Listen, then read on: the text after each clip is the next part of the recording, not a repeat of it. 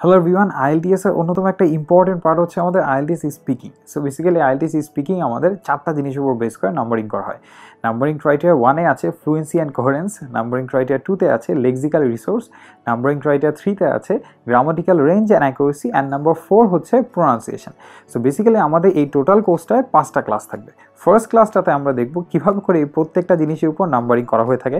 এখানে আমি একটা পিডিএফ শেয়ার করবো আপনাদের সাথে ক্লাসে, যেখান থেকে আপনি এই ধরনের ইনফরমেশনগুলি পেয়ে যাবেন যে এক্সামিনে আপনাকে কোন জিনিসগুলোর উপর বেস করে মার্কিং করবে।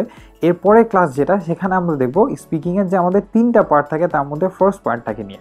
সো বেসিক্যালি আমাদের টোটাল স্পিকিং যে এক্সামটা সেটা হচ্ছে 12 to 15 মিনিটসের মধ্যেই শেষ হয়ে যাবে, অ্যান্ড পার্ট 1 যেটা সেটা 4 to 5 মিনিটস হয়ে থাকে।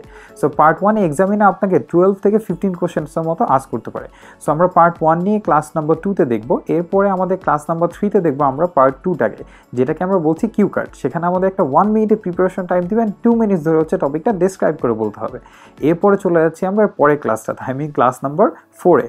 ক্লাস নাম্বার 4-এ বেসিক্যালি আমরা যেটা দেখবো আমাদের স্পিকিং পার্ট 3, যেটাকে আমরা বলছি 2-এ ডিসকাশন।